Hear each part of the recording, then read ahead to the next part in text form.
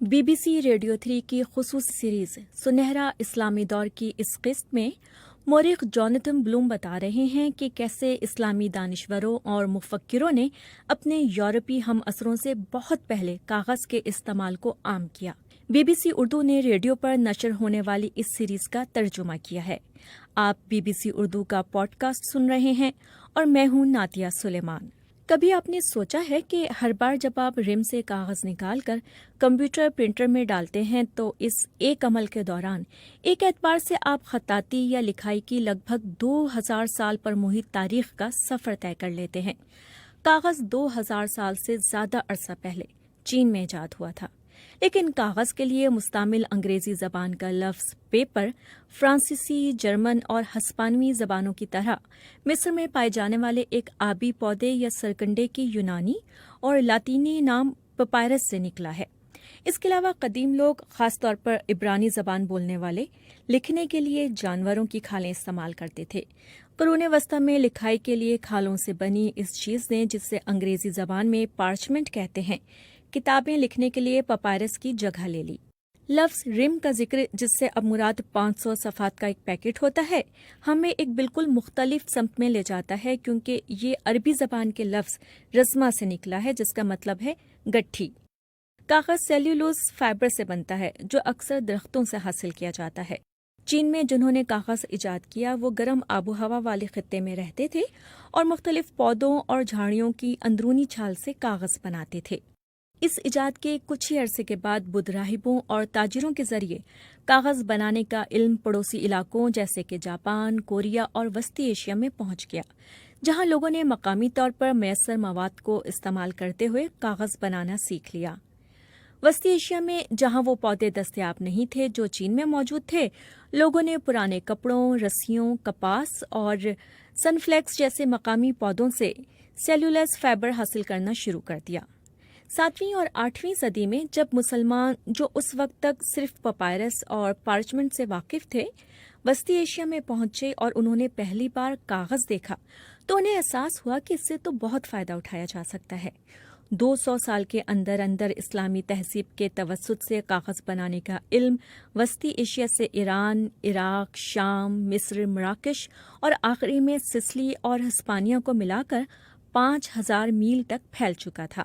صدیوں تک یورپ میں کاغذ کی ایجاد کے بارے میں بحث ہوتی رہی اور یہی سمجھا جاتا تھا کہ یہ پپائرس سے بنا ہے اور اسے قدیم مصریوں نے ایجاد کیا تھا، لیکن قرون وسطی کے مسلمانوں کو ہمیشہ سے معلوم تھا کہ کاغذ چین میں بنتا ہے۔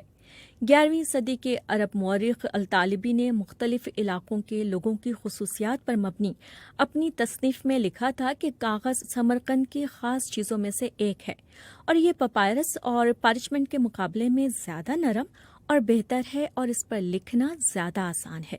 الطالبی کے مطابق سن 751 میں عربوں کے ساتھ جنگ طلاس میں قیدی بننے والے چینیوں کے ذریعے کاغذ بنانے کا طریقہ سمرقند تک پہنچا۔ انہوں نے لکھا کہ پھر کاغذ بڑے پیمانے پر بننے لگا اور اس کا عام استعمال شروع ہو گیا اور وہ سمرقند کے لوگوں کی اہم برآمدات میں شامل ہو گیا۔ اس کی اہمیت کا سب کو اندازہ تھا اور ہر جگہ لوگ اس کو استعمال کرنے لگے۔ حالانکہ ان قیدیوں کی کہانی کو کئی بار بیان کیا جا چکا ہے، لیکن الطالبی کے بیان کو منوعاً تسلیم کرنے میں احتیاط ضروری ہے۔ وسطی ایشیا میں مختلف مقامات سے کاغذ کے انتہائی پرانے نمونے ملے ہیں، جس سے یہ ثابت ہوتا ہے کہ اس خطے میں کاغذ مسلمانوں کی آمد یا جنگ طلاس سے بہت پہلے سے بنایا اور استعمال کیا جا رہا تھا۔ مثال کے طور پر 1900 میں ایک چینی بدھ راہب کو اتفاقاً شاہراہ ریشم پر ایک نخلستان کے غار میں کاغذ کے 30,000 سے زیادہ اسکرول ملے۔ یہ غار پہلی بار سن 366 میں استعمال ہوا اور پھر 10ویں صدی میں بند کر دیا گیا تھا۔ اس کا مطلب ہے کہ اس میں ملنے والے کاغذات، جو بدھ اور داؤ مذہب، کنفیوشس کی تعلیمات، سرکاری دستاویزات، کاروباری معاہدوں، کیلنڈروں اور متفرق دستاویزات پر مشتمل ہیں اور کئی زبانوں میں لکھے گئے ہیں، اسی دور سے تعلق رکھتے ہیں۔ سن 1907 میں برطانوی مہم جو سر آلسٹائن کو اس غار سے مغرب میں ایک واچ ٹاور کے کھنڈرات سے 4 اور 6 صدی کے درمیان کے 5 خط اور کچھ دستاویزات ملی۔ ان میں سے ایک خط کپڑے میں لپٹا تھا اور اس پر سمرقند کا پتہ درج تھا، جو وہاں سے 2000 میل مغرب میں تھا۔ یہ خط بظاہر کسی گم ہو جانے والی ڈاک کا حصہ معلوم ہوتا تھا، اور یہ خط ثابت کرتا ہے کہ شاہراہ ریشم کے تاجر وسطی ایشیا کے علاقے میں اسلام کے آنے سے صدیوں قبل کاغذ کا استعمال کر رہے تھے۔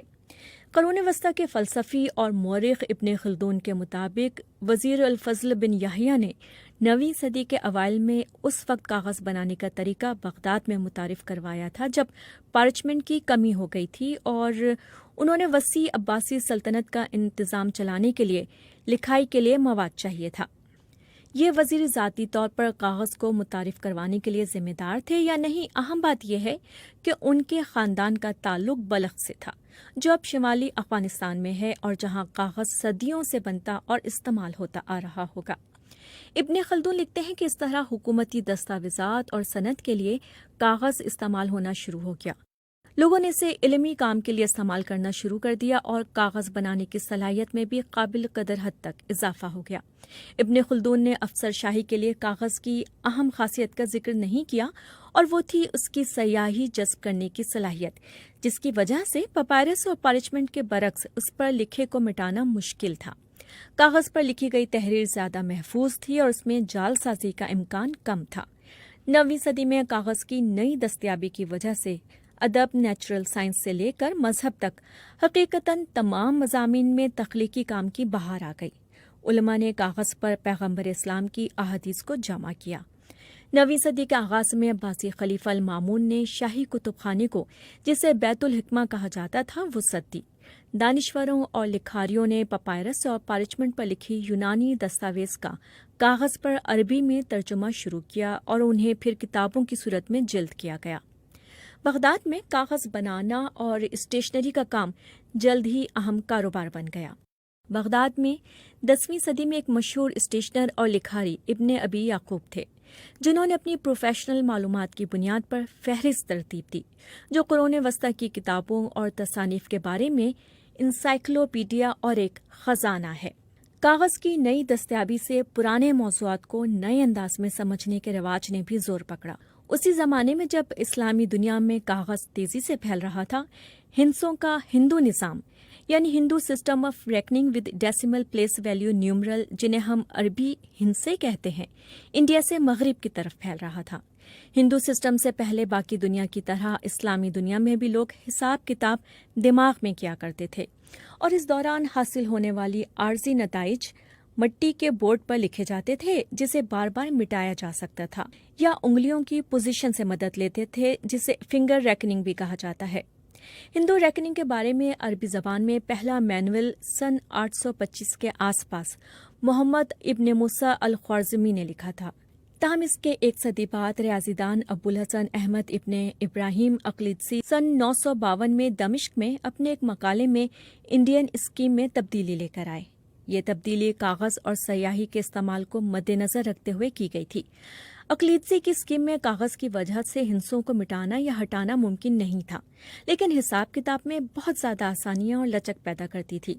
ویٹیکن لائبریری میں موجود مسیحی پادریوں کی تعلیمات پر مبنی یونانی زبان میں ایک دستاویز عرب کاغذ پر لکھی گئی، جو سب سے پرانی دستاویز ہے۔ دمشق میں غالباً 800 کے آس پاس لکھی گئی یہ دستاویز ثابت کرتی ہے کہ صرف بغداد کے مسلمان بیوروکریٹ ہی کاغذ استعمال نہیں کر رہے تھے، بلکہ شام میں مسلمان حکومت میں رہنے والے مسیحی بھی اسے استعمال کر رہے تھے۔ شام میں مسیحیوں کی اس کمیونٹی کا اس دور میں ترجمہ کرنے کے اہم منصوبوں میں اہم کردار تھا۔ قاہرہ میں یہودی کتابوں، بلوں، ریکارڈ رکھنے اور کاروباری دستاویزات کے لیے کاغذ استعمال کر رہے تھے، جن میں زیادہ تر سنیگوگ کے اسٹور روم میں، جسے گنیزہ کہا جاتا ہے، صدیوں تک محفوظ رہیں۔ کاغذ کا ایک اور پرانا ٹکڑا ثابت کرتا ہے کہ کاغذ کی آمد نے نئے طرز کے ادب کی نقل اور ترویج کی حوصلہ افزائی کی۔ مصر سے ملنے کے بعد اب شکاگو کے اورینٹل انسٹیٹیوٹ میں موجود اس ٹکڑے پر الف لیلا کی اب تک کی سب سے پرانی کاپی کا عنوان اور اس کی شروعات موجود ہے۔ عربی زبان میں نقل کی گئی کاغذ کی سب سے پرانی کتاب جو اب تک محفوظ ہے، وہ ابو عبید القاسم ابن سلام کا کام ہے، جس میں انہوں نے پیغمبر اسلام کی احادیث میں غیر معمولی اصطلاحات کو جمع کیا۔ ہالینڈ کی یونیورسٹی لیڈن کی لائبریری میں محفوظ اس نسخے کی تاریخ نومبر یا دسمبر سن 866 ہے۔ یہ نسخہ ثابت کرتا ہے کہ اسلامی دنیا میں کاغذ 9ویں صدی میں صرف اسلامی نہیں بلکہ یہودی اور مسیحی مذہبی اور سیکولر تحریروں کے لیے بھی استعمال ہو رہا تھا۔ ایرانی سیاح ناصر خسرو، جنہوں نے سن 1030 اور 1040 کی دہائی میں قاہرہ کا سفر کیا، بتاتے ہیں کہ پرانے قاہرہ میں سبزی فروش دکاندار بک جانے والا سامان کاغذ میں لپیٹ کر دیتے ہیں۔ اس سے اندازہ ہوتا ہے کہ کاغذ اب بہت سستا ہو چکا تھا۔ استعمال شدہ کاغذ کو نیا کاغذ بنانے کے لیے استعمال کیا جاتا تھا۔ یورپیوں نے سن 1000 کے آس پاس کاغذ کا پہلی بار استعمال شروع کیا اور مسلمانوں کی طرف سے ہسپانیہ میں کاغذ کی پہلی مل قائم کیے جانے کے بعد یورپیوں نے اٹلی میں سے بنانا شروع کیا۔ 14ویں صدی کے اختتام پر جرمن آلمن شٹومر نے، جو اٹلی کی کاغذ کی ملیں دیکھ چکے تھے، ایلپس کے پہاڑی سلسلے کے شمال میں نیورمبرگ میں کاغذ کی پہلی مل لگائی۔ شٹومر کی مل جیسی ملوں کے بغیر 15ویں صدی میں یوہان گیٹنبرگ کے پرنٹنگ پریس سے شروع ہونے والا ثقافتی انقلاب ممکن نہیں ہو سکتا تھا، کیونکہ ان پرنٹنگ پریسوں میں کاغذوں کے رم استعمال ہوتے تھے اور شاید بہت کم لوگوں کو اندازہ تھا کہ وہ رم آ کہاں سے رہے تھے۔ اس کے بعد سے ہماری کاغذ کی طلب کبھی کم نہیں ہوئی، اور جیسے جیسے ہم اس کا نیا استعمال اور بنانے کے نئے طریقے سیکھ رہے ہیں، ہمیں چین سے مغرب تک کاغذ کے رم پہنچانے میں اسلام کے سنہرے دور کے مرکزی کردار کو نہیں بھولنا چاہیے۔